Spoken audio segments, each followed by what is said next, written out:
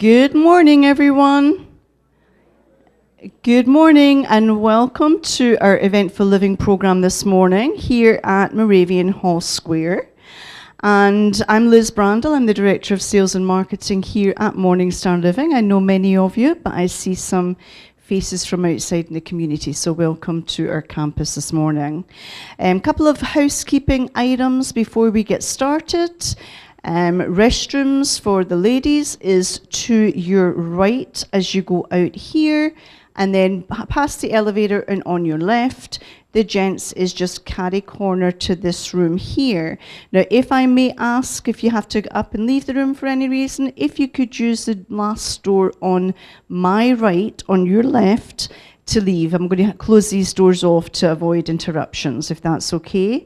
And then another very important piece that we always like to cover, you know what's coming. Reach into your pocket or your purse or wherever you hold that thing that dings and blings and buzzes and beeps, and please turn it off. We all know the person whose phone goes off with a wonderful ringtone doesn't recognize their own ringtone. So let's see if we can just avoid any interruptions by getting them all switched off in the outset. And if your phone rings, you'll have to stand up and answer it. On speaker. Is that enough to make you switch off? Alrighty. So anyway, we're glad you can join us today. As you know, Eventful Living programs have been running now here at Moravian Hall Square for many, many years. Long before I ever came here. They were just rebranded, I believe, in 2012 as Eventful Living. But we've always provided these great educational opportunities for our own residents and for the general public. So today's seminar is A Seat at History's Table, Jefferson's Swivel Windsor Chair 250 years later. Very apt as we celebrate America's 250th anniversary. So today we're thrilled to introduce Moravian Hall Square resident and master craftsman John Holdos for a fascinating look at the iconic swivel Windsor chair used by Thomas Jefferson as he drafted the Declaration of Independence. Commissioned to create an exact replica, John will share the history, craftsmanship, and ingenuity behind this remarkable piece of early American design, offering a unique way to honor America's 250th anniversary. Oh, good morning, Liz. How are you? I'm well. What have you got there, John? Well, back in 1772, us 14 cabinet makers in Philadelphia got together, and I was just speaking out there to Mr. Randolph if he had gotten any latest information on Mr. Jefferson. But we came up with a price book where we standardized our pricing, what we charged for furniture and what we paid our journeymen. That sounds a little bit like collusion and price fixing to me. Yeah, exactly. That's what it was in this day and age. But we did that to, how would you say, protect ourselves and have some money.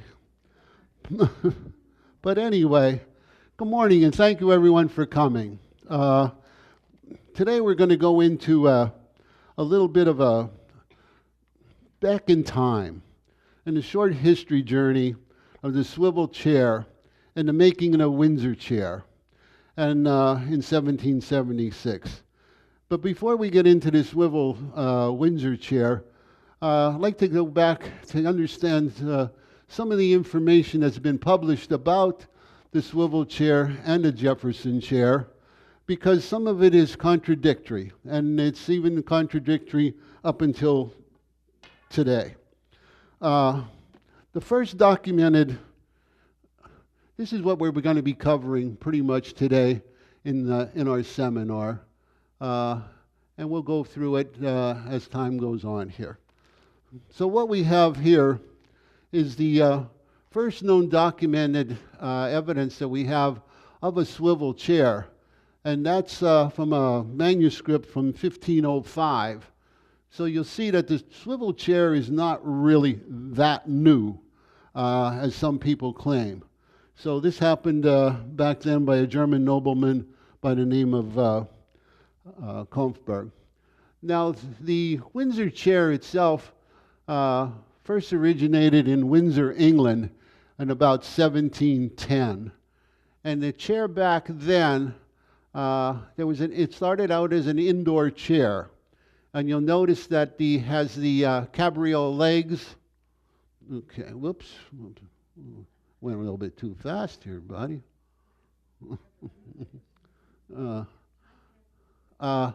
The indoor chair, the cabriole legs, okay, and the splat back, okay, those are the hallmark features of that chair design back then. It eventually evolved into an outdoor chair over there in England, and that's basically your first outdoor lawn furniture, and it was painted green. So you'll see it still had the splat back and the spindles, but the cabriole legs were taken away. So what happens then over time is that eventually it migrated here to the States or the colonies, and it evolved into what the American craftsmen made over here on our right. So you notice the English chair had the splat back. Whoop, let's see here. The splat back and the cabriole legs, where the colonial version had spindles, okay, and turned legs. It's a much more simpler design. And actually this furniture back in the 1700 was inexpensive furniture.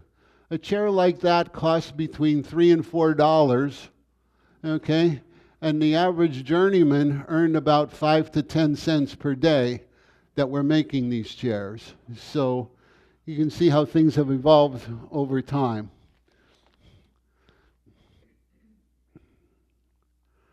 Here we have today's basically we're going to center around the comb-back Windsor chair. That's one of the particular designs of the Windsor chair. And it starts out, whoops, these things a little trickier than I think, is the stretchers on the bottom. They basically stabilize the legs and keep it from splaying out, and they're usually highly turned. Then you have your seat, and you have the arm supports, and you have the spindles, okay? And then you have the upper part up here, which is pretty much the hallmark of a comb-back Windsor chair. And it gets its name from a comb-back chair because it resembles a comb. So here you have the crest rail on the top, and you'll notice it's a piece of bent wood, steam bent wood, and then the ears, whoops. Oh, jeez. Fingers are too big. I have the carved ends, okay, which is a classical mark of a comb-back Windsor chair. So, how does it all start out? Well, it all starts out as a tree in a forest, and there's bodgers out there that cut these trees down, and then they split them into logs. And those logs then eventually are cut into small sections called billets. And these billets then, you can see here, oh, jeez. Sorry. Liz, I have big fingers, are split by hand, because all of this takes place in the forest. This doesn't come back into town. This is all done out in the forest by hand, and it's all split.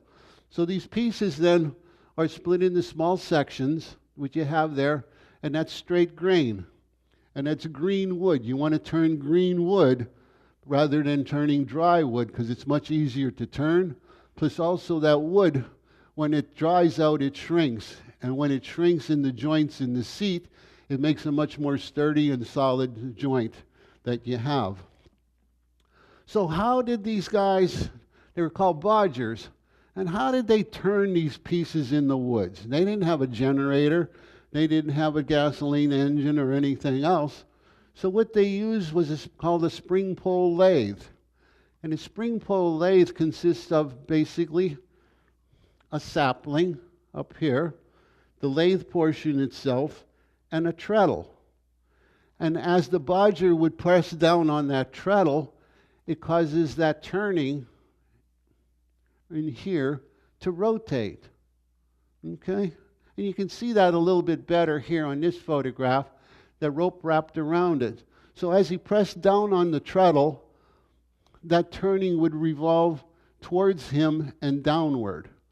Okay? And this is when he put his tool in and did the cutting. Okay? As he was done with the travel on the treadle, he released the foot from the treadle. The spring pole would pull up the turning and turn it in a reverse direction, and then he would start to. So it was almost like a dance, because he was there with his foot on the treadle, moving his hands in and out of with the tool, and this is what this is what it was all about, and this was all done out in the forest. So what you have here is basically two different styles of turnings that were done out there. A bamboo style, which you see here resembles bamboo, and then you also have the baluster style, which consists of rings and vases. Okay? And it's a more ornate and delicate turning. It's not as stable as the bamboo turning, but again, this baluster style was also a distinctive thing within the colonies. Turners in one colony or one geographical area would have certain characteristics that they would put into their turnings, and vice versa in others. Yes?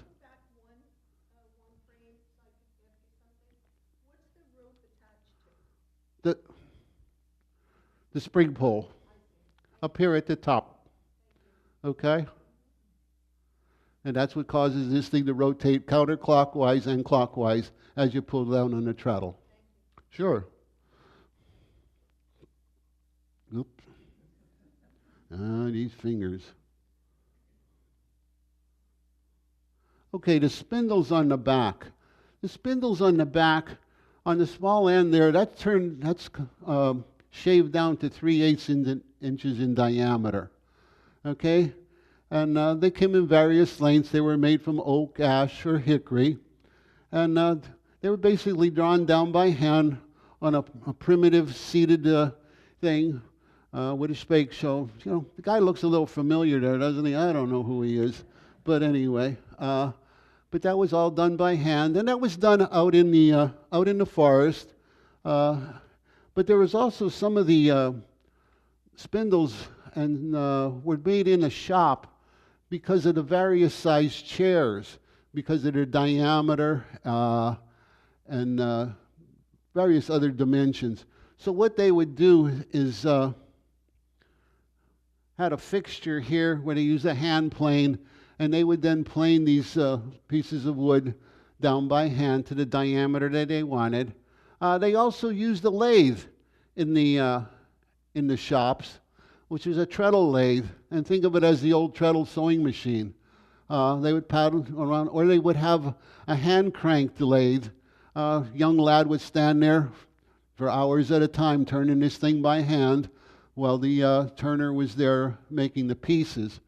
And these little tools that you have up here, on this corner up here, they basically allowed the turner in a shop to be able to turn at different diameters consistently. And therefore, you didn't have to have as skilled a craftsman, okay, making the turnings, and you had consistency on that turning over its entire length.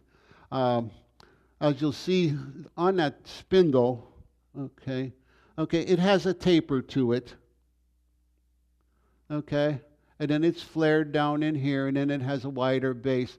So what they would do is they turn this at one diameter, okay, then they would come along and turn this at another diameter and then do some handwork on here to give it a taper if they were doing it in a shop on a treadle lathe. So that's pretty much it about making chairs. You don't need to know any more than that. That's the whole thing about it is this guy here, Thomas Jefferson. He was a skilled statesman and a politician, And he's our first Secretary of State, and he was the second Vice President and the third President of our country. And that was from 1801 to 1809. He was also a keen student of gardening, architecture, and mechanical devices. And he was a very creative and inventive individual. By all accounts, he was a self-contained, self-sufficient man. And like many great people, he was a massive contradiction.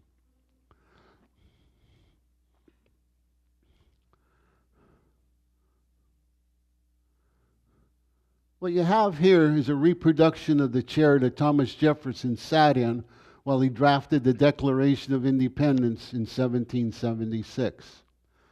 I'm going to make some contradictions to some of the information that has been published about this chair based on having made these chairs over the years and repairing antique furniture.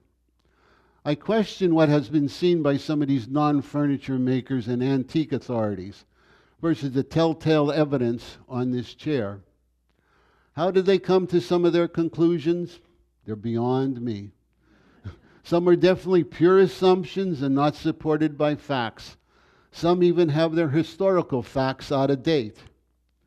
The armchair has long been of interest to historians and furniture scholars, some of whom have considered its rotating mechanism to be the original construction, and others have said that the mechanism was later modified. A history of this chair provides limited substantial clues. So what is known about the Jefferson Swivel Windsor chair? Jefferson simply called it a revolving Windsor armchair. This chair is also unique because it has 11 spindles rather than the 9 spindles. As you see here, this one has 11 on it. And that's basically because of the large diameter seat that it has. You can pull it off, Bruce. The swivel mechanism is incorporated into a double layer seat assembly with an iron post, okay, that goes down through the lower seat. Okay, put it back on there, Bruce. We're going to get into that here.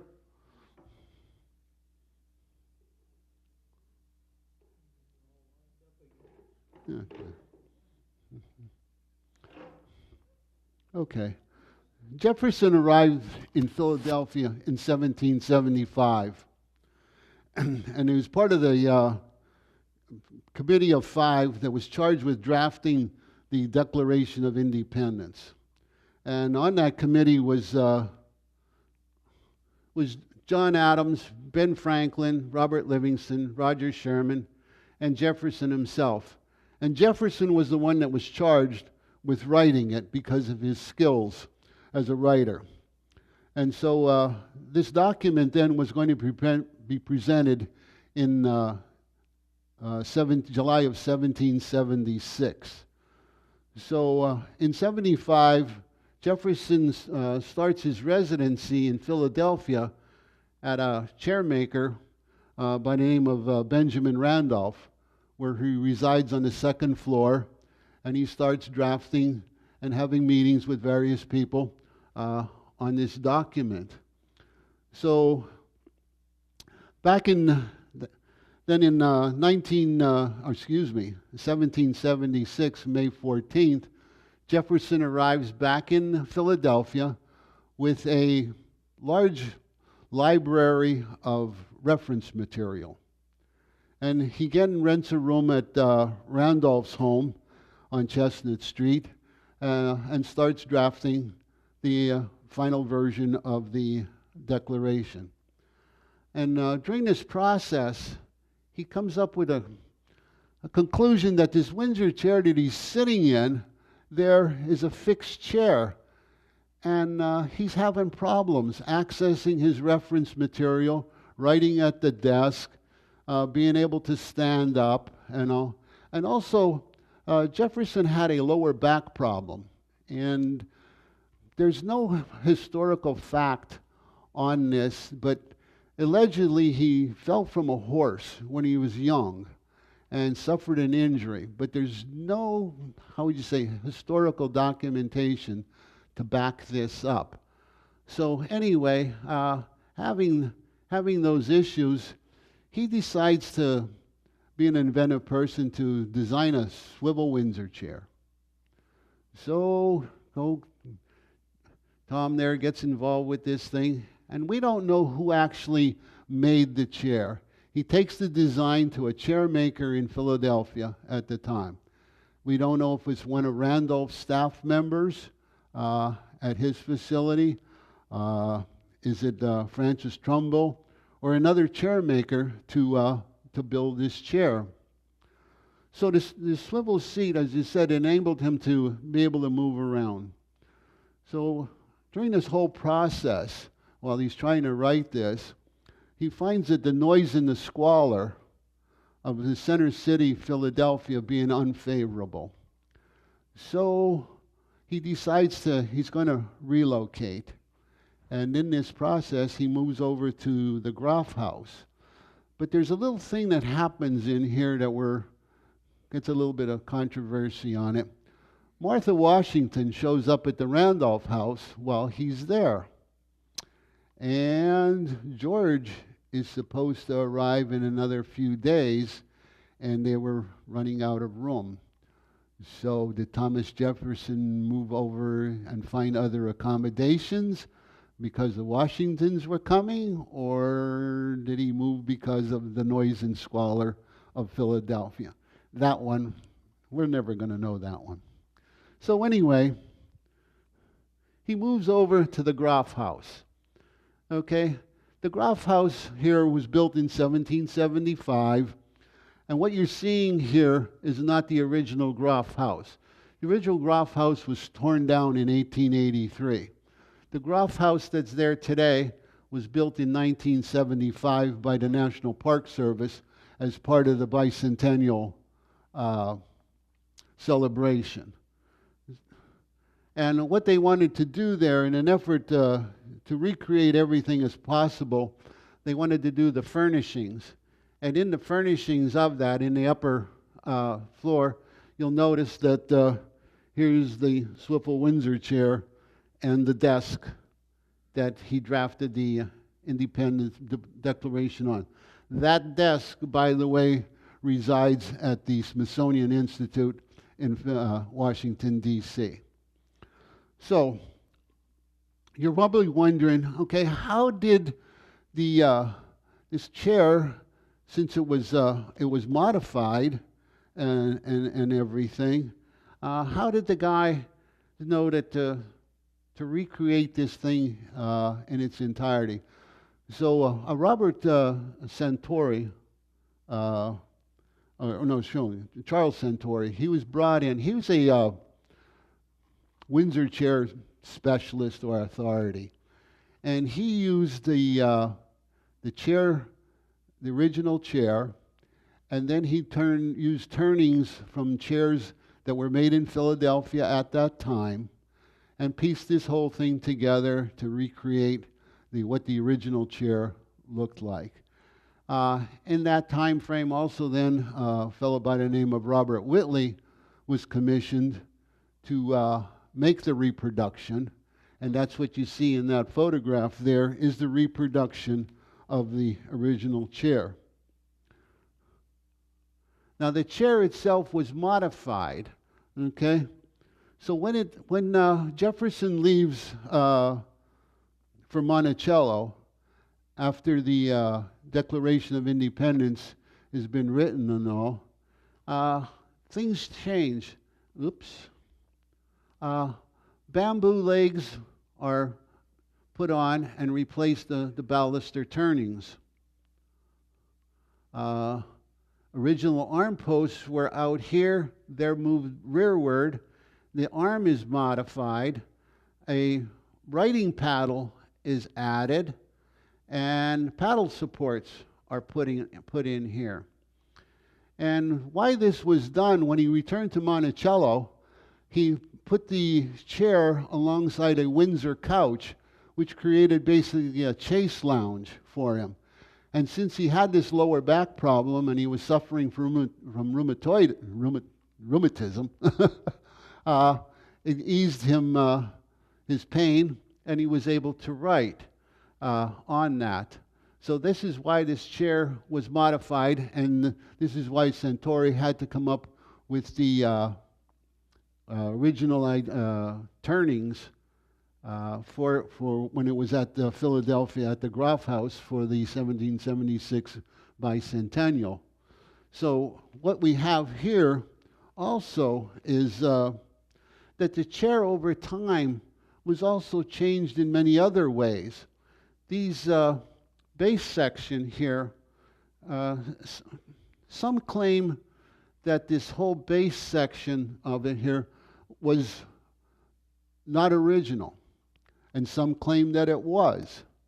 I'm a firm believer that what you have on the base section of the original chair is that it was that way, and I'm basing that on fact that down in here on both of these sides, you'll see there was originally holes in there from a chair, and they took a chair that was existing at Monticello and dismantled it and took the legs from it, which were bamboo style, which matched the bamboo style legs on that chase lounge that he had there.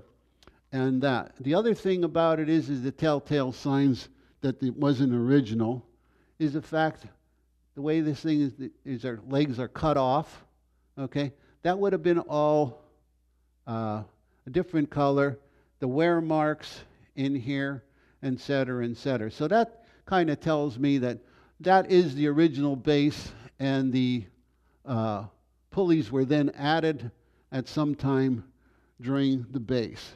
And why were the pulleys added? It made it easier to rotate. You'll notice that in this seat that's in front of you here, it doesn't have it. That's the way it originally was. Okay, so it will bind. It doesn't necessarily move very smoothly, which the pulleys did arrive. Some people say that how would you say, base was not invented, or even the entire chair didn't come about until 1785. And that's based upon they found some white paint on the chair when they were doing some analysis. But the white paint was found on a pulley. The white paint was not found on the chair itself. So white paint was not used until 1785. So that's where they came up with this idea that this chair wasn't conceived and built until 1785. But that's not a truth in that matter there. So you have to be careful what you're reading that these quote-unquote experts have written about this chair and what goes on with it. Here's a better close-up view. And those are basically window sash pulleys. We probably all remember when we had them and they had weights on them and the rope would break and you had to take the trim off and everything else. Well, that's nothing new. That's been around for a long time. And have. The other thing here is there was an iron plate that was added to the bottom of the chair. Again, when was that iron plate added? That becomes rather controversial. Was it added at the same time the pulleys were put in, or was it put on afterwards because of the wear of the pulleys? You know, did it wear into the wood and then cause them to put the plate on, or vice versa? The only way to tell this is if those screws were removed from that chair and you could be able to see underneath. And I don't think that's going to happen. Nobody's going to allow that chair to be dismantled to find out that fact. The other thing that's of interest is this iron post that's here in the bottom, and there's a sleeve on it. And what you have is that sleeve there goes into this plate here. And I've got questions on that, is when that sleeve, when was it put in there? Was it put in at the same time that the iron plate was put in? Was it put in afterwards? And I guess I'll never know that one either. They won't allow me to take that apart.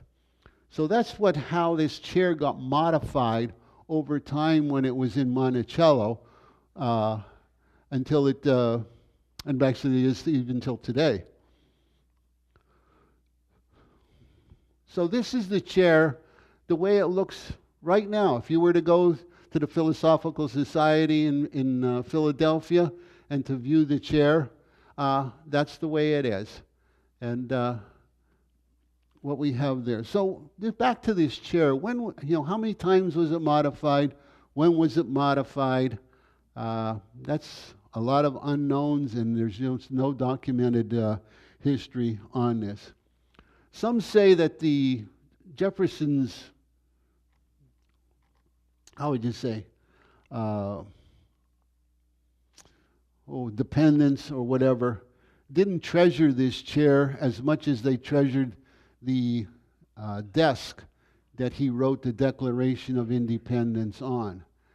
And the Declaration of Independence, the desk, there's a history, a written history of it, there's documentation and all on it. This chair, since it's been modified several times from the time it was built in 1776, okay, has gone through, I say, many, many variations. So some historical facts aren't there to substantiate it, but also is, who's to say that his relationship or his relatives didn't really like the chair? So it's a little bit of a controversy, and this is what we have. Another controversy arises in 1836, and the chair is supposedly given to the Philosophical Society by a Judge Kane. But the problem that you have in here is, again, historical facts. The chair gets willed to Jefferson's daughter, Martha Jefferson Randolph, who then Kane alleges that she gave it to him directly. But really that didn't happen. She gives the chair to a daughter, and she inherits this chair in 1836. And she's married to a guy by the name of Nicholas Thirst. And Thirst is a friend of Judge Kane. Okay? And then Judge Kane is the guy that we're talking about here, donates it to the Philosophical Society. So there's a step in between there that Judge Kane doesn't tell anybody about.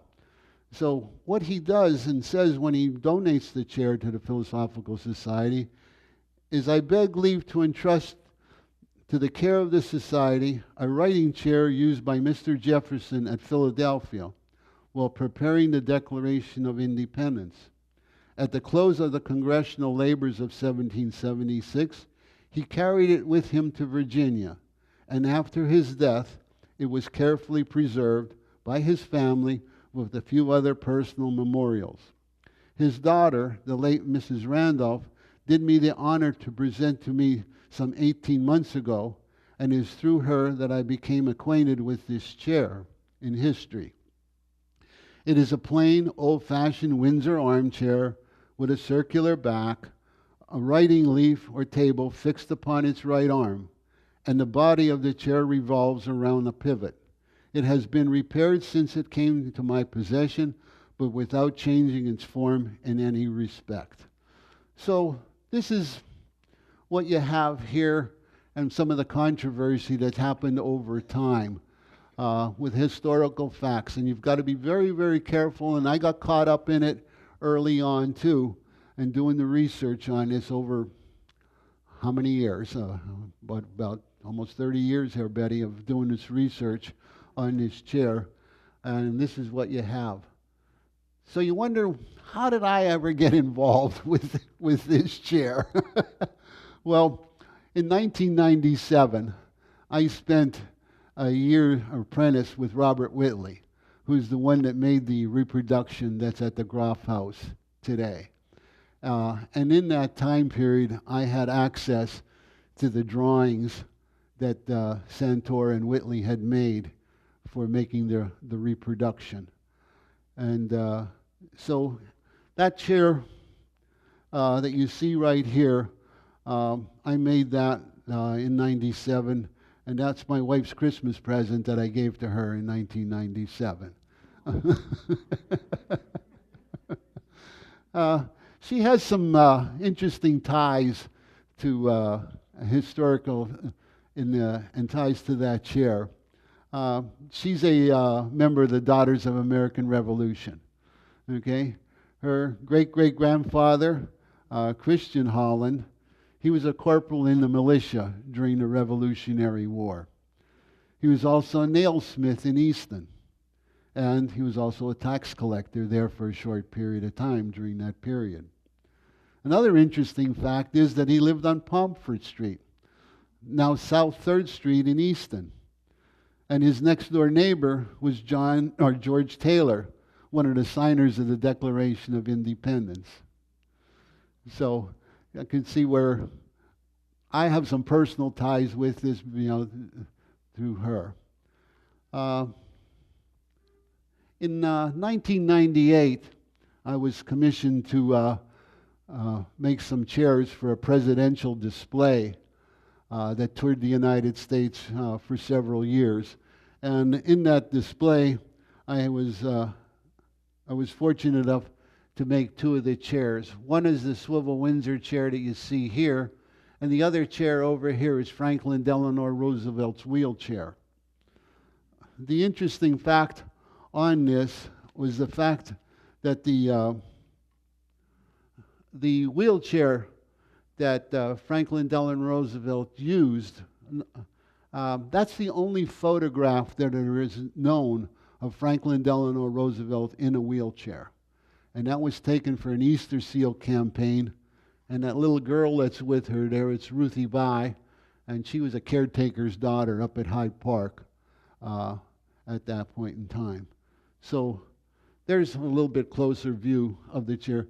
That arrangement was displayed. It was reconfigured in different configurations for different events. There's a little thing over here. That's a president's podium. I know you've probably seen him standing at something like that over time. Well, we also had the honor of making a reproduction of that, and that's a story unto itself, and so is the making of the wheelchair. When you get involved with that pedestal, I had the unfortunate, how would you say, opportunity to deal with the Secret Service and had to get President Ford involved with it so I could get some of the information that I needed. So I've made a contemporary version of this Swivel Windsor chair for customers. This one here is made out of cherry, and you'll notice that I've changed the design on it. There's simpler legs and all, but the concept is the same. The swivel mechanism that's in the bottom of these chairs is a huge Lazy Susan arrangement with ball bearings and all on it, so it glides and turns very easily. So the first version that I made of this contemporary chair, I wound up giving it to an engineer up at MIT, Draper's Lab. He's a nuclear engineer up there. And he had developed polio when he was 11 years old, and he was physically disabled. He was almost like a big brother to me. So anyway, he did the math on the chair that I gave him, and we compared it to my crude way of making the chair, and he did all of the math, and I have copies of the math over here that he did.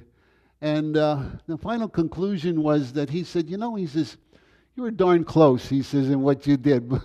And considered the chair maker back in 1776 and the bodger that turned these pieces out in the forest and drilling holes by hand and using his eye.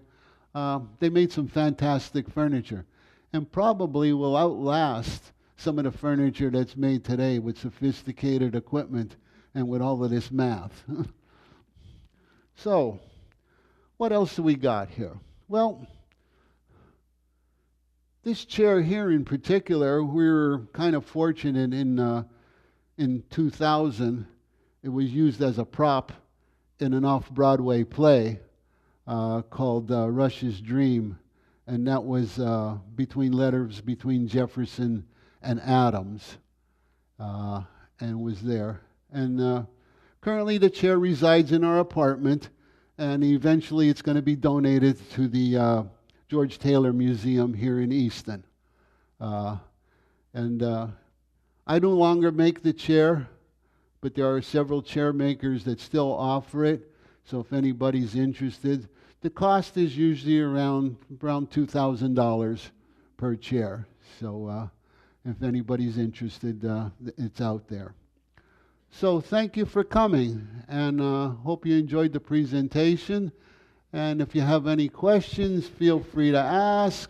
I know I had one other question before. I'll address that as well. Liz, what do you got? All righty. What a wonderful seminar. We certainly learned a lot today for sure. So we appreciate that. Now, does anybody have any questions for John? If you just let me bring the microphone. Were there ever any modifications to the paddle to accommodate the left-handed rider? No. Not that I know of anyway. I mean, it would be easy enough to do, had you want to make a reproduction of it, but it would take a little bit of work, yeah. The other one that I had earlier on, somebody asked me about the paint finish that's on there. That's milk paint. That was a very common finish, a very inexpensive paint finish back in that time, and that consisted of milk, lime, and pigment, and it was a mixture, and it was put on, and primarily the colors were an off-red to a blackish color. There were a few that were painted green that I was able to find in historical records, but most of them were done in a reddish finish to a black and all. The interesting thing about milk paint is that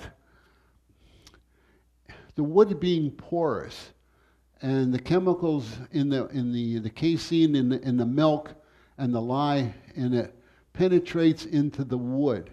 Okay, it makes it very, very difficult to refinish. It's almost impossible to do.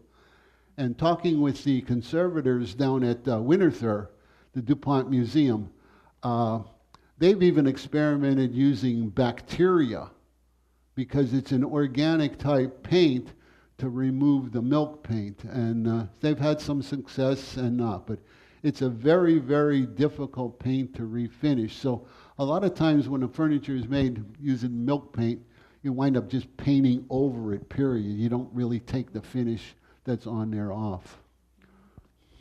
Good. Any other questions?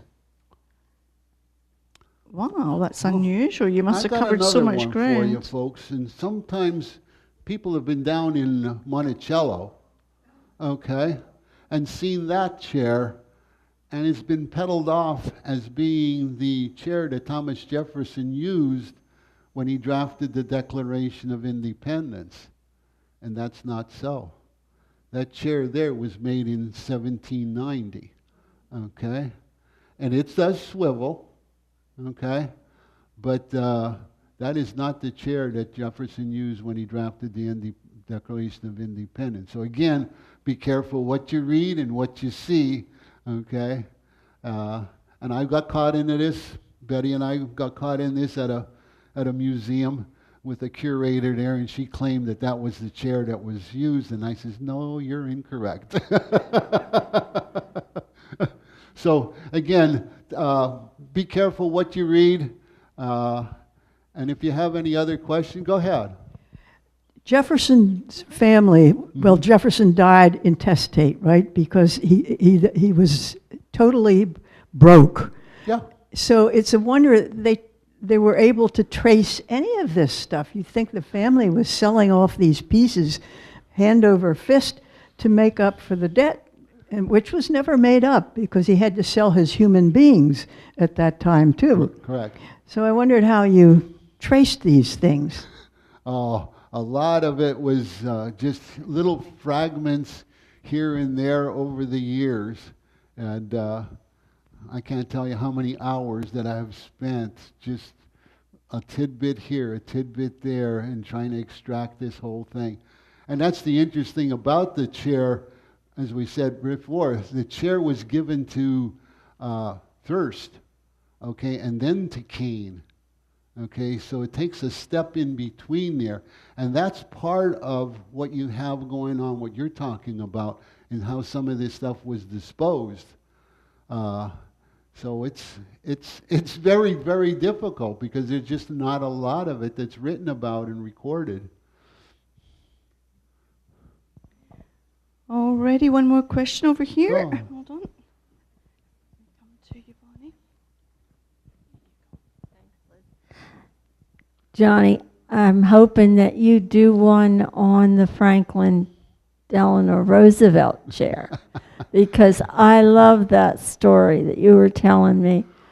And also, they seem so, Jefferson was so tall, and some of the legs seem short on some of these chairs.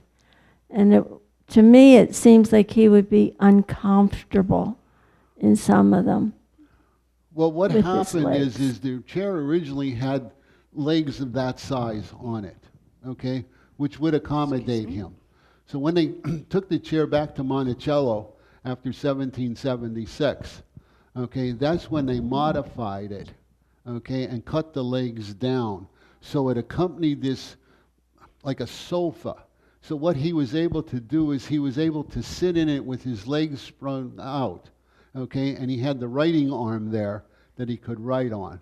So his feet actually only touched, how would you say, the floor. When he got sat into it, then he rotated his legs upwards, okay, and that eliminated his back pain and vice versa. So that's how these short legs came about. And that's why, as you notice, this leg that's here, if you try and cut that down, it's not a very sturdy piece of wood, okay, because of the turnings. And the bamboo is style.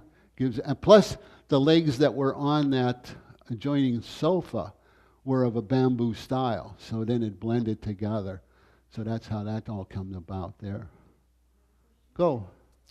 John, with FDR's wheelchair, the one that you reproduced, how were you able to get the full design based on that one photograph?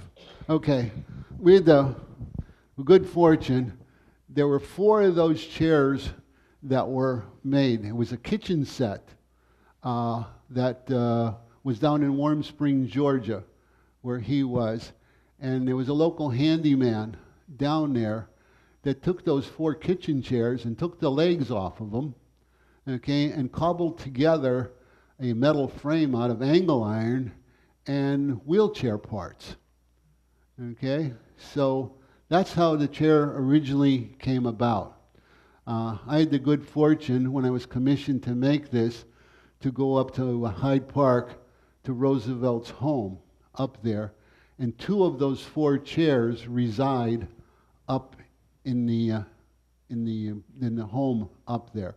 One is in the room where he did the fireside chat.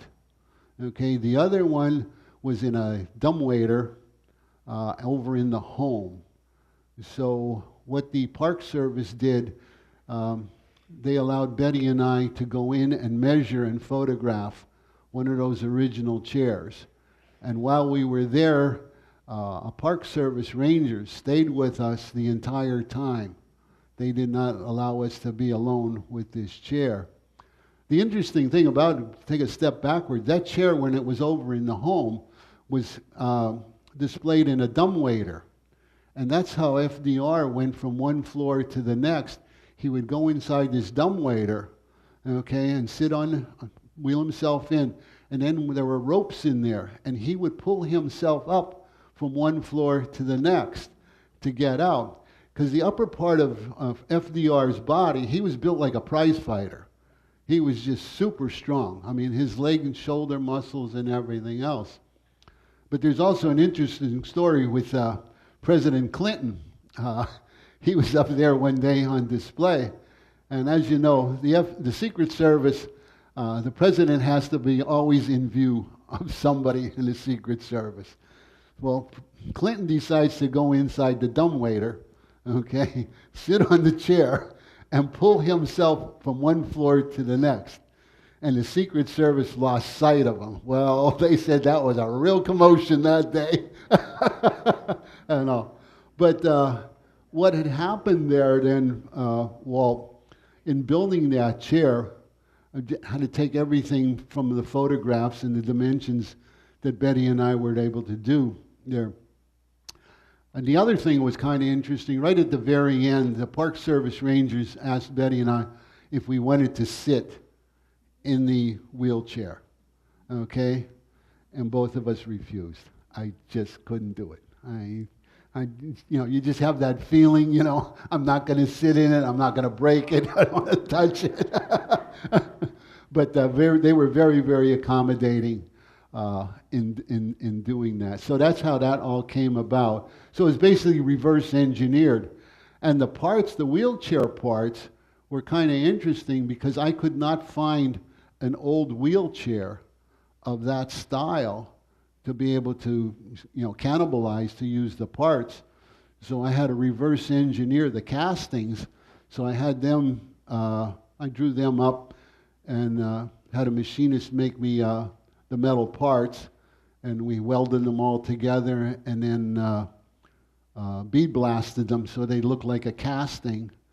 And then we had a wheel maker in New Jersey, a bicycle, a high-wheeler bicycle maker, contacted him and gave him the drawings of the size of the wheels that we wanted, and then he made them for us. And then the swivel mechanism that was all basically made by hand with pieces machined and bolted and all together to duplicate the wheelchair. So it was quite that was probably almost a 1 year experience there between getting all of the information and doing it.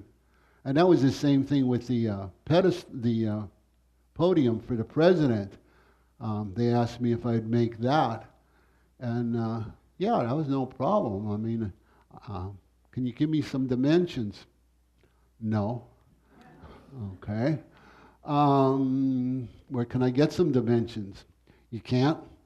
Well, okay, the only place you can is use it off of photographs or something, which I tried. I got close. And then I told the people that commissioned me to make this, I said, I'm having some problems. And they says, maybe we'll get, in the process here, the Secret Service was not allowing me access to any of the technical information that I was looking for. And this was right after 9/11. So you can understand why they were reluctant on giving me some information. So in the process, finally get in touch with President Ford, and he says, no problem. He says, I'll get you the information that you need. Okay, fine, thank you. Next thing you know, I do get a document from the Secret Service that has some dimensions on it.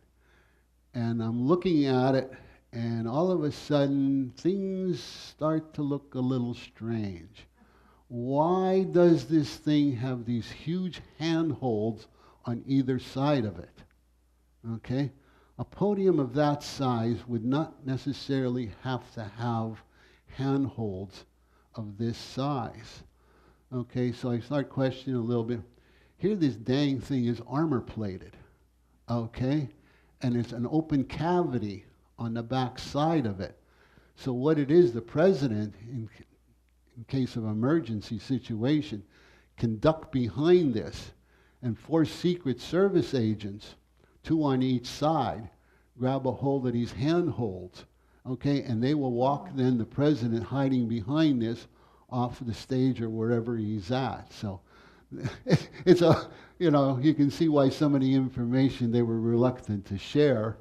and all at that time. But yeah, it's when you start getting involved with some of this stuff, it's just so interesting.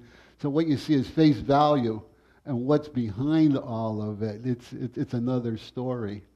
And it's been interesting. I've had some interesting times, in making furniture. And we've been asked to make furniture for, they wanted me to make the Lincoln's desk that's in the White House, and I just didn't have the time to do that and all. And there's, what was some of the other things up at the mansion up in, oh boy. No, up in north of Stroudsburg, Milford, Gray Towers. Then when they were restoring that, and it was, again, they just had so much that they wanted, I just couldn't do it. I was a one-man shop, and you can only do so many things. Plus, I had other customers, and all I did was make custom furniture. I didn't make furniture of mass production. Everything was a one-of-a-kind and all. So that's where we're at. So any other questions? Excellent. Any other questions? Nope, I think we're good. Well, please, again, thank you, John. We appreciate you sharing your talent and your passion for history. And thank you all for coming out this morning. If you haven't had a copy of our Eventful Living catalogue, there's a copy there if you wish to help yourself. And I know we did have to reschedule one of the January programs, the Journey of the Liberty Bell, coming to Allentown. We are hoping to reschedule that in March or early April. So that will go out in various ways to you to get that message out. And if you did sign up for that program before, you'll get an email saying that your reservation has been transferred to the new date. Alrighty. So thank you again, John. We appreciate you. Got one other thing for you. What we have here, this document here is a reproduction of the draft that Thomas Jefferson wrote in 1776, and you'll see that it's marked up. That was what was marked up by the Continental Congress, okay, and then eventually published. And I don't know if you're well aware of it, but in 1776, on July 8th, the Declaration of Independence was read here in Easton, and it was read in English and German. Okay, because of the bilingual community that was here. And then a few days later, it was published in a local newspaper in German as well. So, but come up and take and feel free to come up and take a seat in here if you want and see how it spins. Okay, thank you so much. Thanks for coming out, everyone. Thank you.